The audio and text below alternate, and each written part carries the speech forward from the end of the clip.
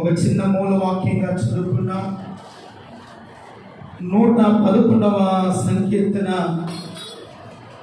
5వ వాక్యాన్ని చదువుకున్నాం. తన యందు భయభక్తులు గల వారికి ఆయన ఆహారమునిచ్చి ఉన్నాడు. ఆయన నిత్యము తన నిబంధనను జ్ఞాపకము చేసుకొనును. దేవునికి స్తోత్రం చెప్పండి. హల్లెలూయా. ఇక జాగ్రత్తగా తరలవెత్తి నా వైపు చూడండి. వాక్యాన్ని చాలా గమనిస్తూ మన హృదయాలు దేవుని వాక్యం మీద మనసు ఉంచినట్లయితే, నేటి దినమందు ప్రభు సముఖానికి వచ్చిన మనతో దేవుడు అంటాడు, యెహోవా యందు భయభక్తులు గల వారికి ఆహారమును ఇచ్చి ఉన్నాను. భయభక్తులు గల వారికి ఆహారాన్ని ఇచ్చి ఉన్నాడు. ఆహారం అనగా సమృద్ధి. ఏమిటంటే ఆహారం అనగా సమృద్ధిని ఇచ్చి ఉన్నాను. ఆయన నిత్యము నా నిబంధనను జ్ఞాపకము చేసుకున్నాను. ఏమి జ్ఞాపకం చేసుకుంటాడంటే ఆయన నిబంధనను జ్ఞాపకము చేసుకుంటాడు. నిబంధన అంటే ఏమిటి? ఒప్పందము. ఏమిటండి నిబంధన అంటే? ఒప్పందము. ఎవరిపైన ఒప్పందం చేస్తున్నాడంటే తన యందు భయభక్తులు గల వారితో చేస్తున్నాడు. ఎవరితో చేస్తున్నాడంట? తన యందు భయభక్తులు గల వారితో ఒక ఒప్పందం, ఒక నిబంధన, ఒక ఒడంబడిక చేస్తూ ఉన్నాడు. ఆయన నిన్ను నిత్యము ఆయన తన నిబంధనను జ్ఞాపకము చేసుకున్న దేవుడు. ఏం జ్ఞాపకం చేసుకున్నాడంట? నిబంధన. ఆయన నిబంధన జ్ఞాపకము చేసుకున్నాడు. ఎటువంటి వాడంటే ఆయన నమ్మదగిన దేవుడు. ఎటువంటి వాడంటే ఆయన నమ్మదగినటువంటి దేవుడు. మనము నమ్మదగిన వారము కాకపోయినాను ఆయన మనలను నమ్మదగిన వారిగా ఎంచి, ఆయన నమ్మదగినటువంటి కుమారులుగా దేవుడు మనను పిలిచి మన కొరకు ప్రాణము పెట్టి ఆయన ఈ రోజున మనతో మాట్లాడుతున్నాడు. నేను నిత్యము నా నిబంధనను జ్ఞాపకము చేసుకుందును.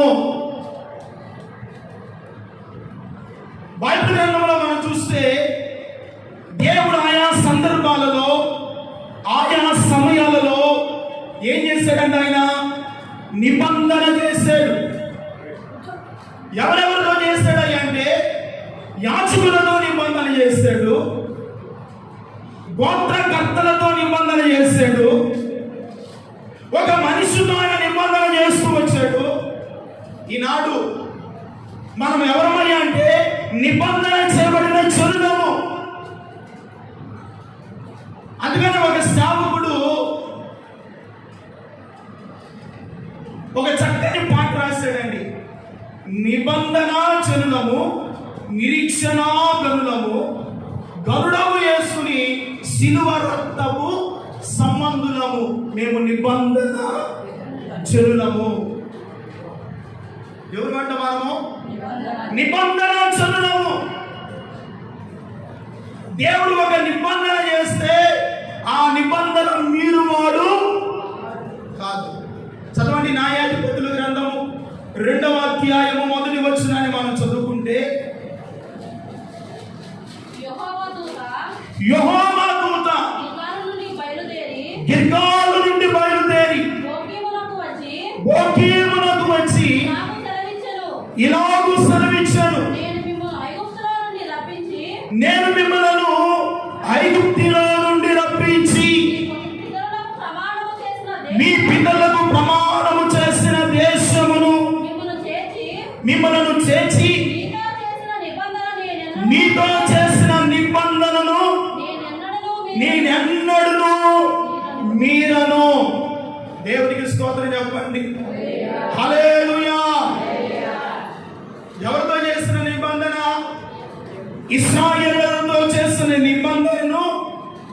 నేను ఎన్నడూ మీరను. మనం ఎన్నో నిబంధనలు చేస్తాం, ఎన్నో ఒప్పందాలు చేస్తాం. రక్షింపబడినటువంటి దినాల్లో ఎన్నో ఒప్పందాలు, ఎన్నో నిబంధనలు చేస్తాం. ఆ నిబంధన నీవు మర్చిపోతావేమో కానీ నిన్ను సృజించిన దేవుడు నీకు ఆహారమును సమృద్ధిగా ఇస్తానని నిబంధన చేస్తున్నటువంటి దేవుడు ఆయన తన పితరులతో చేసిన నిబంధనను ఎన్నడూ మీరడు. అంటే ఎన్నడూ మర్చిపోడండి. ఏం చేయాలంటండి? ఆయన ఎన్నడూ కూడా మర్చిపోడు. ఈరోజున కొన్ని కుటుంబాలలో సమస్యలకు కారణము, అనారోగ్యానికి కారణము, శోధనకు కారణము, శ్రమకు కారణం ఏమిటో తెలుసా? నీవు దేవునితో చేసిన ఒప్పందాన్ని నువ్వేం చేసావంటే మర్చిపోతున్నావు. ఒప్పందం అంటే ఇంగ్లీష్లో అన్నాడు అగ్రిమెంట్. ఏమిటండి అగ్రిమెంట్?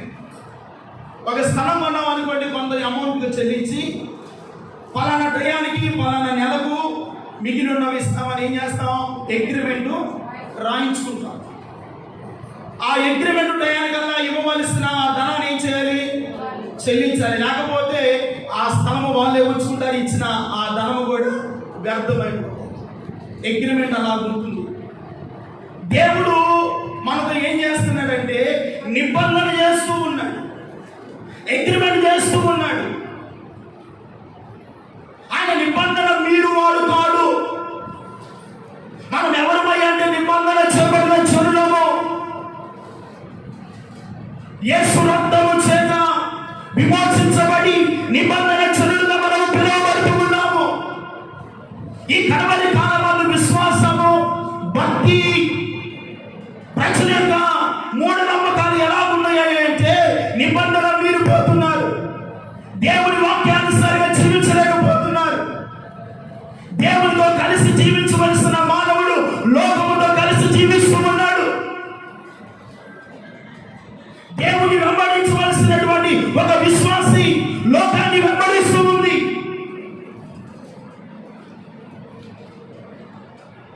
ఆనాడు ఇశ్రాయేలు ప్రజలు కూడా వారు శ్రమలో ఉన్నప్పుడు, అనేకమైనటువంటి పరిస్థితుల మధ్యలో ఉన్నప్పుడు ఆయన అబ్రహాముతో ఏం చేశాడంటే నిబంధన చేస్తాడంట. ఏం చేశాడంటే నిబంధన చేస్తాడు. చదవండి పరిశుద్ధ గ్రంథమైన బైబిల్లో నుండి ఒక మాట మనం చదువుకుంటే 105వ కీర్తన 8వ వాక్యం.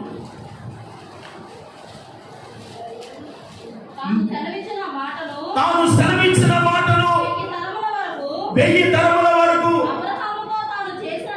అబ్రహాముతో తాను చేసిన నిబంధనను, ఇస్సాకుతో తాను చేసిన నిబంధనను నిత్యము ఆయన జ్ఞాపకము చేసుకొనును.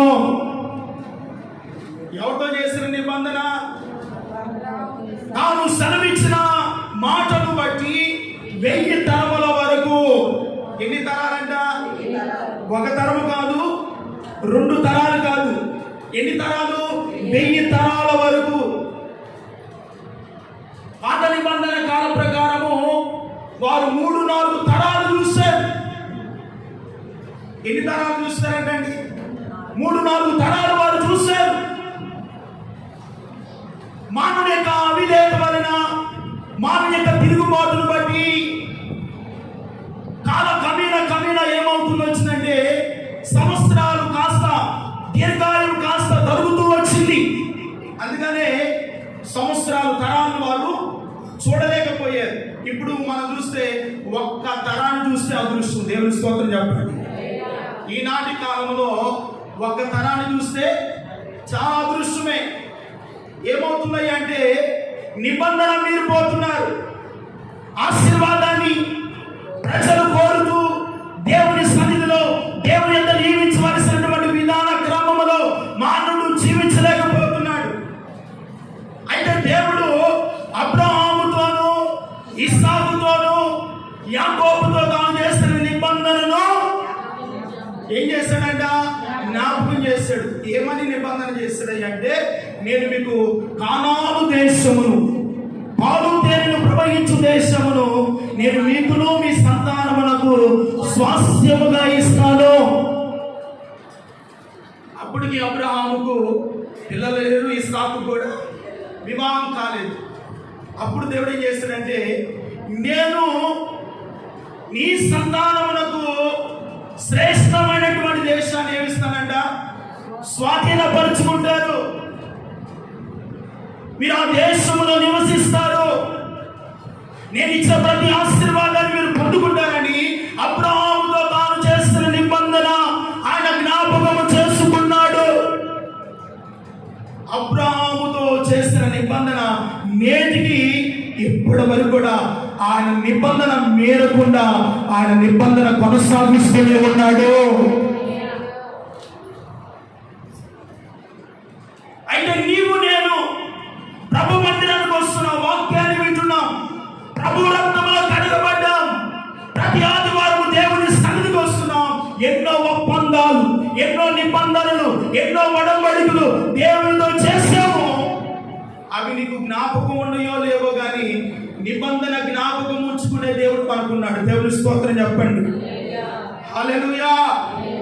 అందుకనే తన యందు భయభక్తులుగా వారికి ఆహారములో ఏమిస్తాడంట, ఆహారము. అంటే భయభక్తులు లేకపోతే ఆయన ఆశీర్వదించుడు, అంటే ఆశీర్వదించుడు. ఏదో నామకార్థంగా వచ్చినంత మాత్రాన, ఏదో దేవుడికి ఒక కొంత కానుక ఇచ్చినంత మాత్రాన ఆశీర్వాదం రాదు.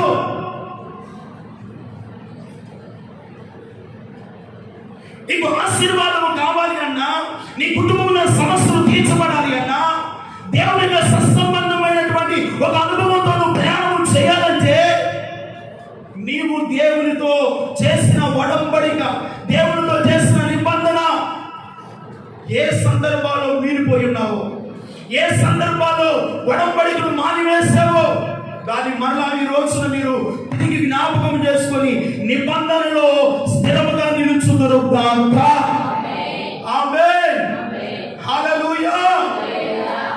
నిబంధనలో ఏం చేయాలంట, స్థిరముగా నిలబడాలి. అందుకనే చదవండి, నెహెమ్యా గ్రంథము 1వ అధ్యాయము 5వ వాక్యము చదువుకుందాం.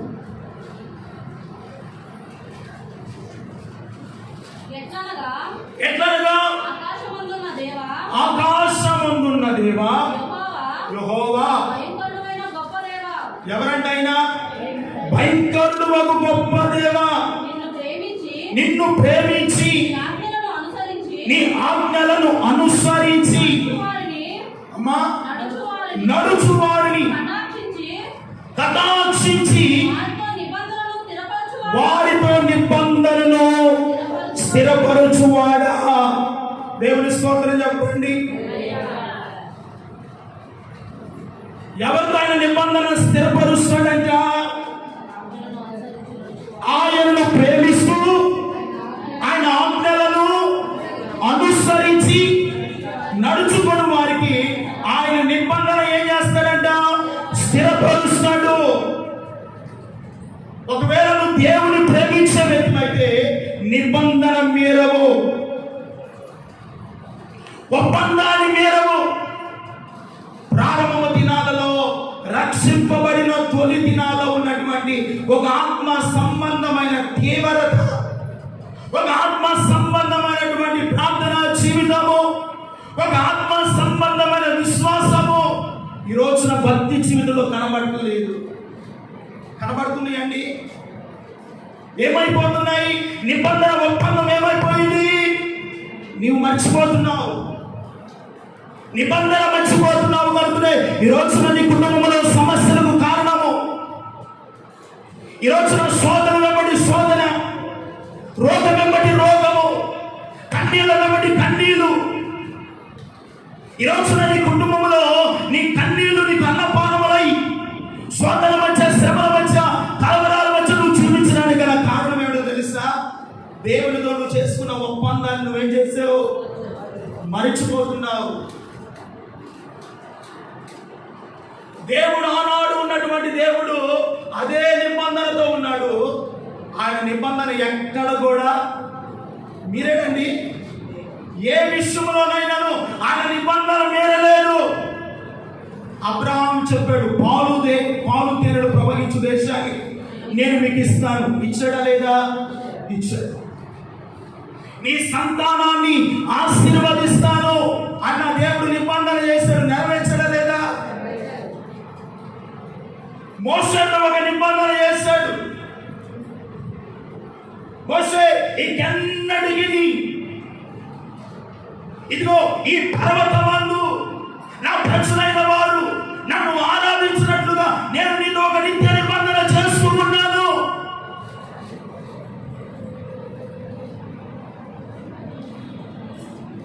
దేవుడు నిబంధన ఎన్నడూ కూడా మీరలేదండి. ఆనాడు నోవాహుతో నిబంధన చేశాడు కనుకునే 120 సంవత్సరాలు దేవుని వాక్యమును ప్రకటించినటువంటి నోవాహు ఇంటి వారిని దేవుడు నిబంధన జ్ఞాపకం చేసుకుని కాపాడాడు. దేవుని స్తోత్రం చెప్పు. నోవాహు చెప్తున్నా, ఇప్పటి వచ్చిన జల ప్రళయం మీకెన్నటికీ భూమి మీదకు రాదు. అందుకనే నీతో ఒక నిబంధన, ఇదిగో ఆకాశంలో ఇదిగో ఈ ఇంద్రధనుసే నీకు నాకు నిబంధన.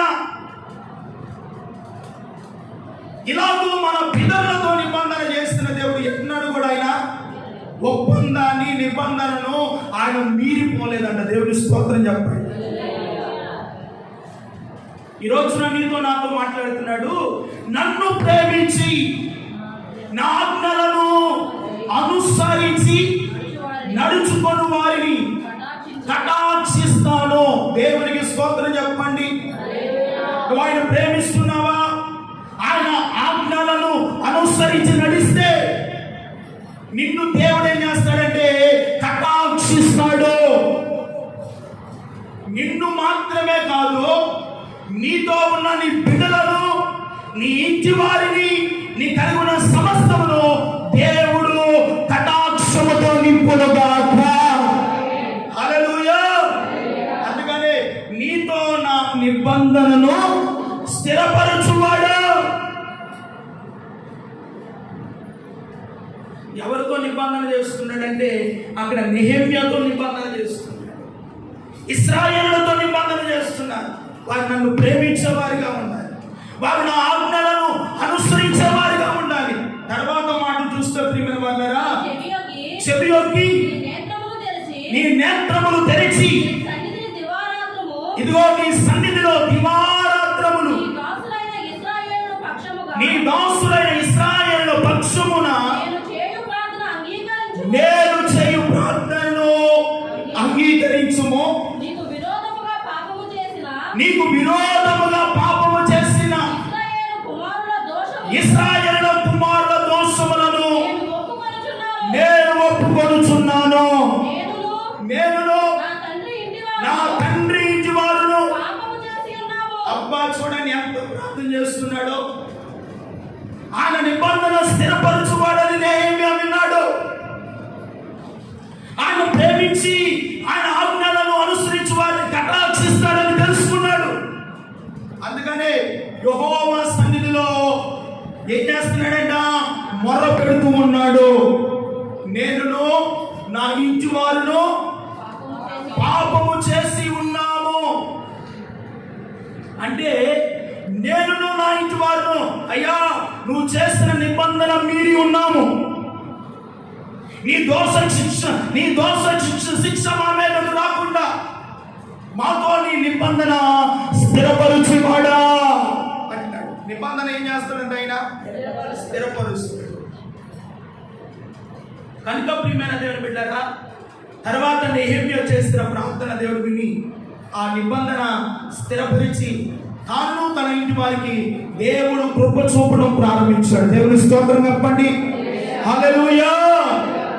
దేవుని యొక్క ఒకటేనండి, చేసిన ఒప్పందము, చేసిన నిబంధన తిరిగి జ్ఞాపకం చేసుకొని దేవుని వైపు చూస్తే దేవుడు నిన్ను నీ ఇంటి వారిని కటాక్షముతో నింపును కాక. దేనితో నింపుతాడంట? కటాక్షముతో నింపుతాడు. మన దేవుడు నిబంధన మీరు వాడు కాదు. మనము కొన్ని సందర్భాల్లో ఒప్పందాన్ని మీరు నిబంధన మీరిపోతాం, దేవునికి దూరం అయిపోతాం, సన్నిధికి దూరం అయిపోతాం, ప్రార్థనకు దూరం అయిపోతాం. కానీ ఆయన పితరులతో చేసిన నిబంధన ఎన్నడూ కూడా మరువక మేరక నిత్యము ఆయన నిబంధనను నేటికి ఇప్పటి వరకైనా జ్ఞాపకము చేసుకుంటూనే ఉన్నాడు. ఇప్పటి వరకు కూడా జ్ఞాపకం చేస్తున్నాడు. ఎందుకయ్యా అంటే నీ మీద నా మీద దేవుడికి ఒక అమితమైన ప్రేమ. మనం ఆయనకి ఏమి ఇవ్వకపోయినను, ఆయన కొరకు మనం ఏమి చేయకపోయినను, తన అపారమైనటువంటి ప్రేమ చేత నీవు నేను నశించి నరకానికి నిత్యాగ్ని గుండములోనికి పోకుండా నిన్ను నన్ను రక్షించాలనే నీ మీద దేవుడు ఇంతవరకు తన ప్రేమను వెల్లడిపరుస్తూ ఉన్నాడు. నమ్మిన వాడు చప్పడగలు దేవుడికి మహిమ కలుగునుగాక. తన ప్రేమను నీ మీద ఏం చేస్తున్నాడంట? వెల్లడిపరుస్తూ ఉన్నాడు. ఎందుకయ్యా మానవుల పైన దేవుడికి అంత ప్రేమ అంటే, నా బిడ్డలు తెలిసి తెలియని మైండ్, తెలిసి తెలియని జ్ఞానము. అయ్యా వారు నీతో ఒప్పందం చేశారు, నిబంధన చేశారు, వారు మీరిపోయారని పరలోకమందున్న తండ్రికి ప్రార్థన చేసి మళ్ళా నిబంధన నీతో జ్ఞాపకం చేయాలని ప్రభు ఇష్టపడుతున్నాడు. దేవునికి మహిమ కలుగునుగాక. అందుకనే చదవండి నిర్గమాకాండ గ్రంథము. వారిని ఎలాగో దేవుడు జ్ఞాపకం చేసుకున్నాడో ఒక మాట చూస్తే 2వ అధ్యాయము 23-24 వచనాలు చదువుకుంటే, అలాగున అనేక దినములు జరిగిన మీదట ఐగుప్తు రాజు చనిపోయాను. ఇశ్రాయేలీయులు తాము చేస్తున్న వ్యక్తి పనులను బట్టి నిట్టూర్పులు విరుచుచు మొరపెట్టుచుండగా, తాము వ్యక్తి పనులను బట్టి వారు పెట్టిన మొర దేవుని యొద్దకు చేరెను. కాగా దేవుడు వారి మూలుగులను విని అబ్రహాము, ఇస్సాకు, యాకోబులతో చేసిన నిబంధనను జ్ఞాపకము చేసుకొనెను. కొన్ని వేల సంవత్సరాలైనా అబ్రహాముతో చేసిన నిబంధన ఇశ్రాయేలీయులు ఐగుప్తు దేశంలో ఉన్నారండి. ఎక్కడున్నారండి? ఐగుప్తు దేశంలో ఉండి తాము పెట్టినటువంటి వ్యక్తి పనులను బట్టి, వ్యక్తి చాకిరిని బట్టి ఏమి విరుస్తూ ఉన్నారు? నిట్టూర్పులు.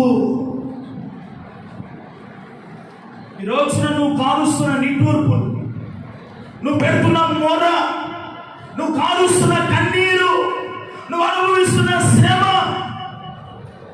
అబ్రహాముతో దేవుడు చేసిన నిబంధన బట్టి, ఆనాడు ఇశ్రాయేలులతో ఆయన చేసిన నిబంధన జ్ఞాపకం చేసుకొని వారి మొరను విని వారి మొరను ఆలకించాడన్న దేవుని స్తోత్రం చెప్పండి.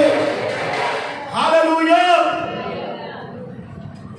అబ్రహాముతో చేసిన నిబంధన బట్టి వారు చేసిన ప్రార్థన, వారు పెట్టిన మూలుగులు దేవుడు మర్చిపోయాడా? ఆయన జ్ఞాపకం ఉంచుకున్నాడు కనుకనే ప్రియమైన వాళ్ళరా, వారి మూలుగులు విన్నారు కనుకనే, వారి శ్రమను దేవుడు చూశాడు కనుకనే, ఆయన నిబంధన జ్ఞాపకం చేసుకున్నాడు కనుకనే ఐగుప్తు దేశంలో నుండి తన ప్రజలను బయటకు దేవుడు తీసుకొని వచ్చాడు.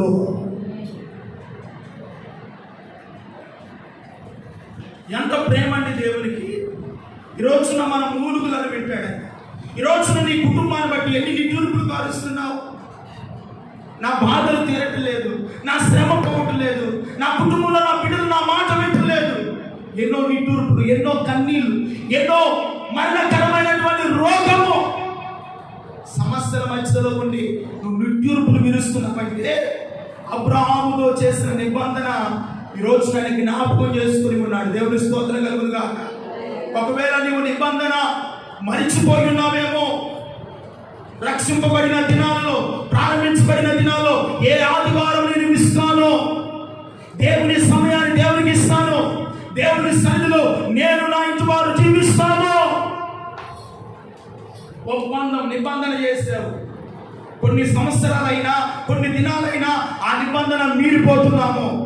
నిబంధన మీరు వచ్చి ఈ రోజున మనము ఎంజాయ్మెంట్ కావాలి, లోకం కావాలి, లోకంలో ఉన్నటువంటి భోగాలు అనుభవించాలి, లోకంలో ఉన్నటువంటి అనేకమైన పరిస్థితులు కావాలని మనం వెళ్తున్నాము, కానీ నిబంధన మీరిపోయే వారముగా ఉన్నాం. అందుకే ఈ రోజున కుటుంబాల్లో నిట్టూర్పు, కుటుంబాల్లో శ్రమ, కుటుంబాల్లో రోదన ధ్వని. కారణం ఏమిటో తెలుసా? నీవు దేవునితో చేసిన ఒప్పందాన్ని ఏం చేసావు? మర్చిపోతున్నావు. వివాహం అయ్యేటప్పుడు వరుడు వధువుతో ఏం చేస్తాడు? ఒప్పందం, నిబంధన. బ్రతికినంత కాలం నేను నీకు భార్యనై ఉండును, బ్రతికినంత కాలం నేను నీకు భర్తనై ఉంటాను, భార్యనై ఉంటాను, నీకు భర్తనై ఉంటానని ఏం చేస్తారు? ఒప్పందం, నిబంధన. ఆ నిబంధన కూడా ఎవరు ఎదుట? సంఘము ఎదుటను, దేవుని ఎదుటను, సంఘ సేవకుని ఎదుటను ఏం చేస్తారు? ఒప్పందం, నిబంధన. ఈ ఒప్పందన నిబంధన చేసిన వారు కాస్త ఒక 2-3 నెలలు, ఒక సంవత్సరం బాగుంటారండి. తర్వాత మాట కుదురును బట్టి, కుటుంబాల ఎడబాటు, కుటుంబాల సమస్యలను బట్టి ఈ రోజున ఎన్ని కుటుంబాలు పాడైపోవట్లేదు అంటే నిబంధన ఏమైపోయారు? వారు మీరిపోతున్నారు, ఒప్పందాన్ని మీరిపోతున్నారు. అందుకే ఈ కుటుంబాల్లో శోధన. ఒకటి వాస్తవము, భార్య భర్తతో చేసిన ఒప్పందము, భర్త భార్యతో చేసిన ఒప్పందము మరణము వరకు వారిని ఎవరు కూడా ఎడబాపనేరరు. దేవుని స్తోత్రం చెప్పండి. నేను దేవునితో ఒక నిబంధన చేసుకున్నా, బ్రతికినంతకాలం నేను ఈ సేవ చేయాలి ప్రభు అని ఒప్పందం, నిబంధన చేసుకున్నా. మా తల్లి మా అన్నయ్యకి సేవకిస్తానని ఒప్పందం చేసుకుంది. కాస్త వాడు ఎదుగుతూ ఉన్నాడు, బాగానే ఉండగానే ఆ ఒప్పందం, ఆ నిబంధన మీరిపోయి కుటుంబానికి అండగా ఉంటాడేమో అనుకుంటే వాడిని దేవుడు ఏం చేశాడు? తీసుకుని వెళ్ళి ఉన్నది నువ్వు ఒక్కడివేరా అని నేను కూడా ఏదో తూతూ మంత్రానికి స్కూల్కి వెళ్తాం, ఏదో వెళ్ళామంటే వెళ్ళాం, అంతేగాని ఇంట్రెస్ట్గా వెళ్ళింది లేదు. కానీ ప్రియమైన వాళ్ళారా, నాకు కలిగినటువంటి బలహీనతో మా తల్లి గారు ఒప్పందం చేసి వీడు బ్రతికినంత కాలము దేవుని మందిరంలో సేవ చేయాలి. దేవుని స్తోత్రం చెప్పండి.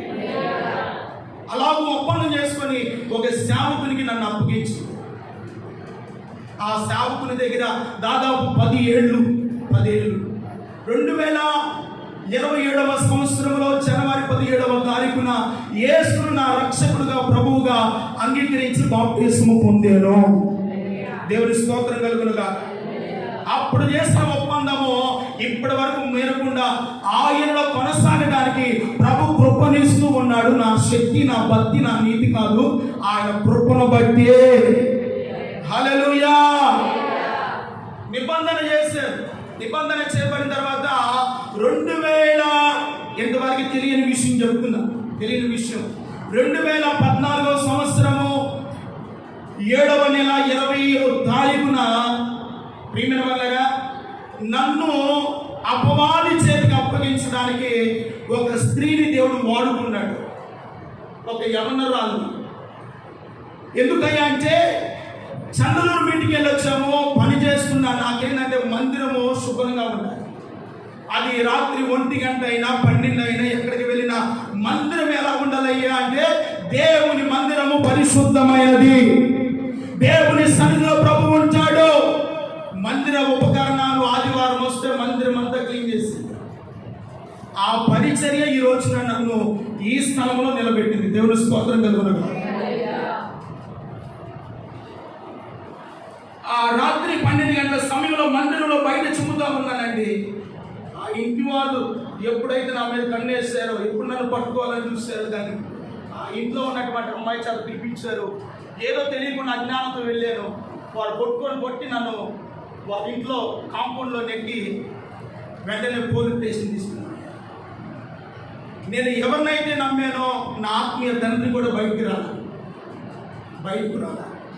పోలీస్ స్టేషన్కి వెళ్ళాను. దాదాపు తెల్లవారి సామున ప్రియమైన వల్ల పోలీస్ స్టేషన్ నిన్న 100 మంది జనం. ఎందుకంటే పలానా వ్యక్తి ఇలాంటి పని చేయడు, ఎందువల్ల ఈ కార్యం జరిగిందని నన్ను నమ్మినటువంటి సేవకుడు ఉదయాన్నే తన పని తను కట్టుకొని వెళ్ళిపోయి ఊరు ఎవరు పట్టించుకోలేదు. చివరికి 100 మంది ఆ స్థలంలో ఉన్నారండి. ప్రియమైన వాళ్ళరా, జరిగింది ఏమిటో అడిగారు. జరిగిన పరిస్థితిని బట్టి నేను తెలియచేశాను. అయ్యా పని చేస్తూ ఉన్నాను, వాళ్ళు పిలిచారు, వెళ్ళాను, ఇలా జరిగింది. వాళ్ళ పని ఏమిటంటే వాళ్ళ అక్క అలాగ పెళ్లి చేశారంటండి. ఇప్పుడు నేను కూడా ఆ అమ్మాయిని ఏం చేయాలంట, పెళ్లి చేసుకోవాలి. ఎక్కడ లేదు బాధలేనండి. అమ్మ నేను ఏ తప్పు ఏ పొరపాటు చేయలేదు, అవసరమైతే చేయలేకని వెళ్తాను, కానీ నేను పెళ్లి చేసుకున్నాను. వెంటనే ఆ 2014 సంవత్సరము 23వ తారీఖున ఒంగోలు జిల్లా జైలుకి దాదాపు 3 నెలలు ఉన్నానండి. ఎన్ని నెలలు? 3 నెలలు ఉన్నా. 3 నెలలలో అక్కడ సువార్త చెప్పాను. చాలామంది యేసును రక్షకుడిగా అంగీకరించారు. ఎందుకో తెలియని పరిస్థితి.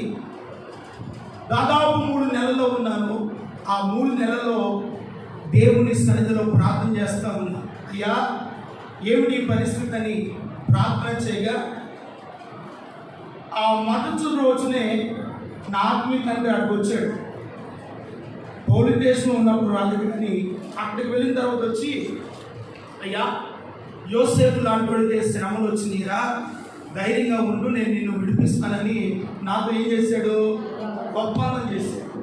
ఇంటికి వెళ్ళిన తర్వాత మారిపోయింది, మొత్తం పరిస్థితులన్నీ మారిపోయాయి. ఆ మారిపోవటాన్ని బట్టి ప్రియమైన వాళ్ళరా, నన్ను బయటికి తీసుకురావడానికి అవకాశం లేకుండా పోయింది. బెయిల్ రావడానికి 3 నెలలు పట్టింది.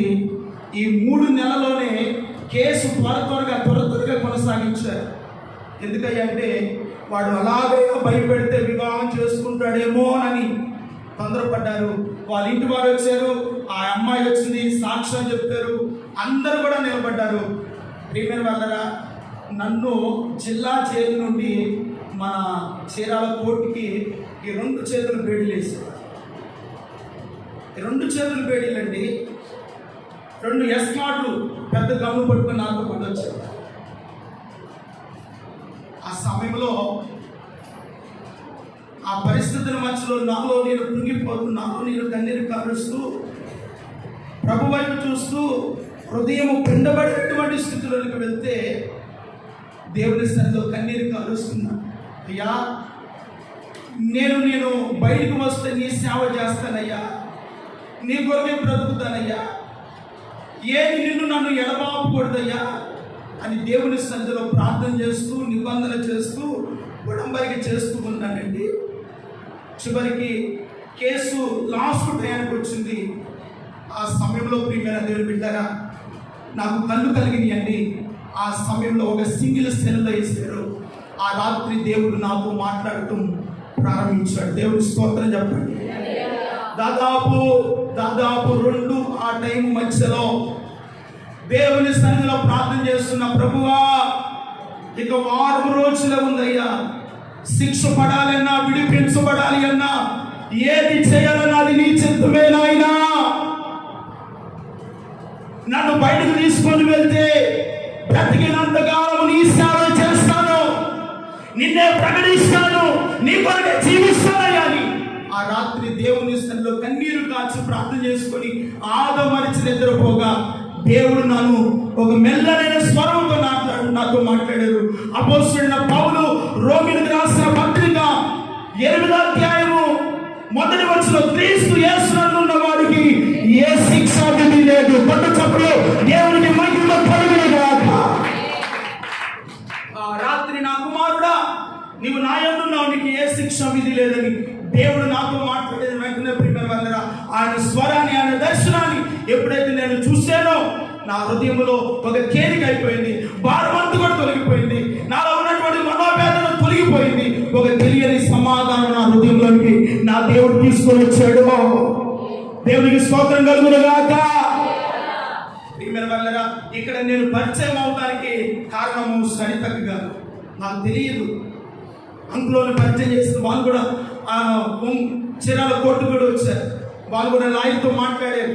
ఇలాంటి పరిస్థితుల్లో ప్రియమైన వాళ్ళరా, దేవుడు నాతో చేసిన నిబంధన, నేను ఆయనతో చేసిన నిబంధన, ప్రియమైన వాళ్ళరా, ఆయన జ్ఞాపకం ఉంచుకున్నాడు కనుకనే నా జీవితం యవ్వన కాలంలో దుష్టుని చేతిలో పడకుండా దేవుడి రోజున ఒక సేవకునిగా ఈ స్థానంలో ఆయన నిలబెట్టాడంటే నా దేవునికి మహిమ కలుగుతుంది. ఆ రోజు నేను ఎంత కన్నీరు కాల్చాను, ఎంత మనోవేదన పడ్డానో, ఎంత దుఃఖపడ్డానో, నా కన్నిటిని ఆకాశమందరి దేవుడు చూశాడు. ఈ రోజున నా కన్నిటిని నాట్యముగా మార్చి ఈ రోజున ఎంతమందికి దేవుని మాటలు ప్రకటించే ఆ ధన్యత, యోగ్యత ఇచ్చాడంటే ఇది నా భక్తి, నా నీతి కాదు, నా దేవుని యొక్క కృపయే.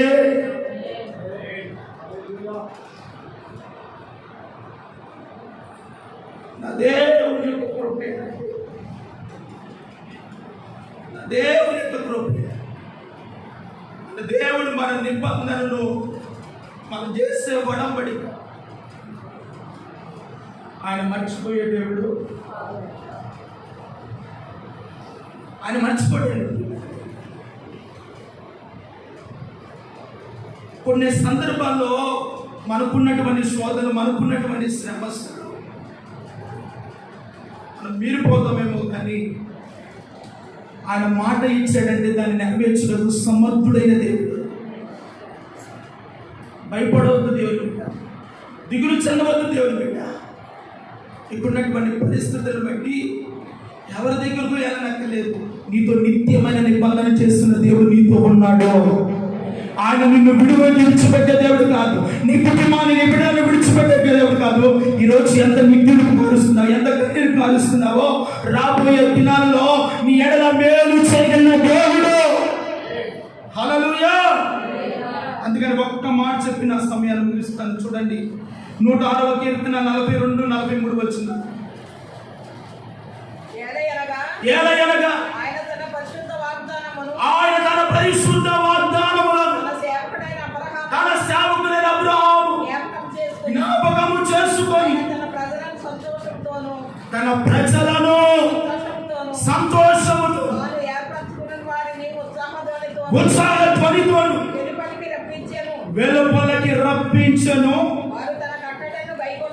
గైకొనున్నట్లు ధర్మశాస్త్ర విధులను ఆచరించినట్లును అన్యజనుల భూములను ఆయన వారికి అప్పగించెను. అన్యజనుల భూములను ఆయన వారికి అప్పగించెను. కష్టార్జితమును వారు స్వాధీనపరచుకొనిరి.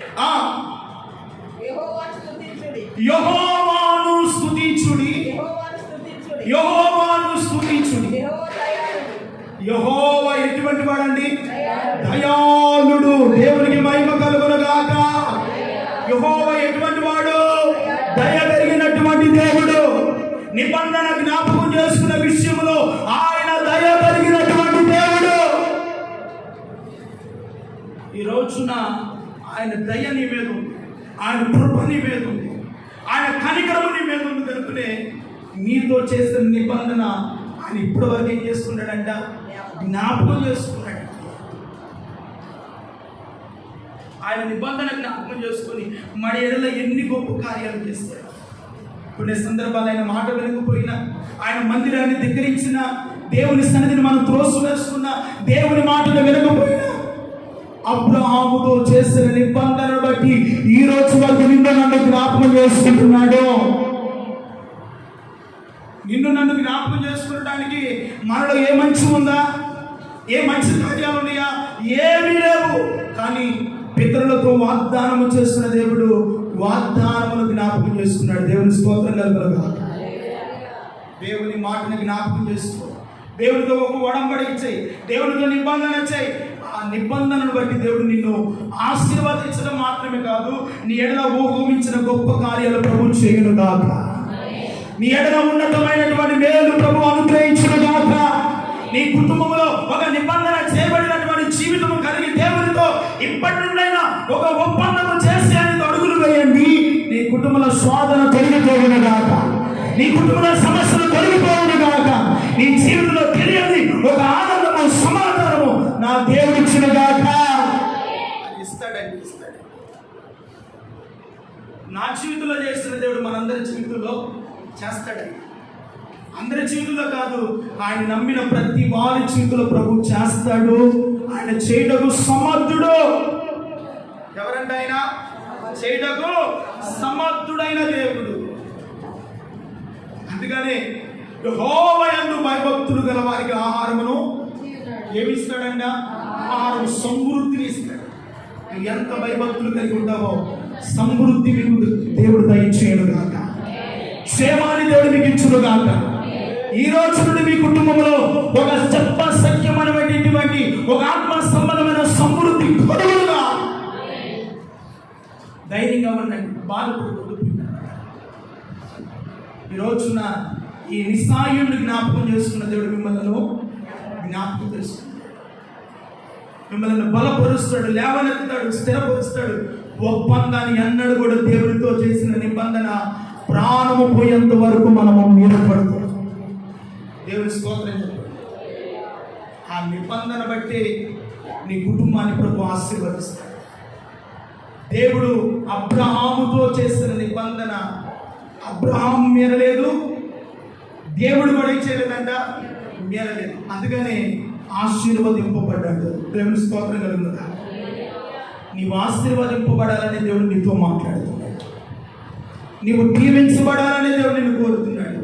నీ సమస్యలను దేవుడు నిన్ను లేవనెత్తాలని ప్రభు ఈరోజు నీతో నిబంధన చేస్తున్నాడు.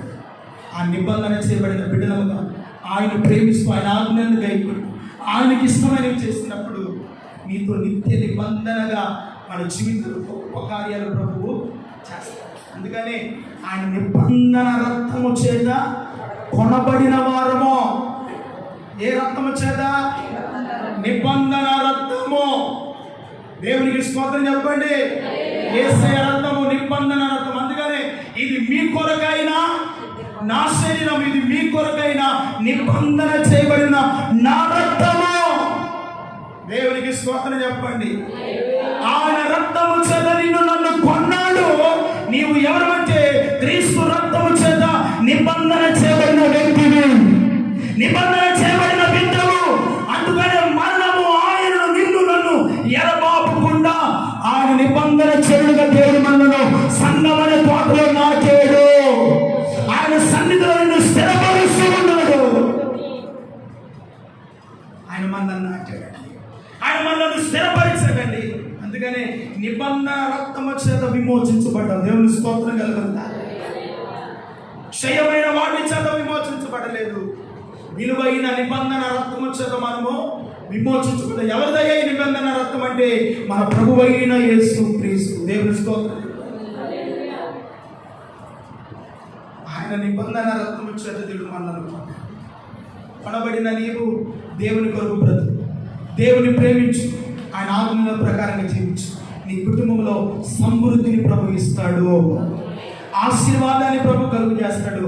నీతో నిబంధన ఎప్పుడెప్పుడు జ్ఞాపకం చేసుకునే ఉంటాడు. దేవుని స్తోత్రం కలుగుతుంది. ఒకటి నిబంధన పరిశుద్ధపరుస్తుంది. నిబంధన నిత్యము అంటే శాశ్వత కాలం ఉంటుంది. నిబంధన సమాధానాన్ని ఇస్తుంది. నిబంధన నవనూతనమైన మార్గములు నడిపిస్తుంది. దేవునికి స్తోత్రం చెప్పండి. నిబంధన పరిశుద్ధం.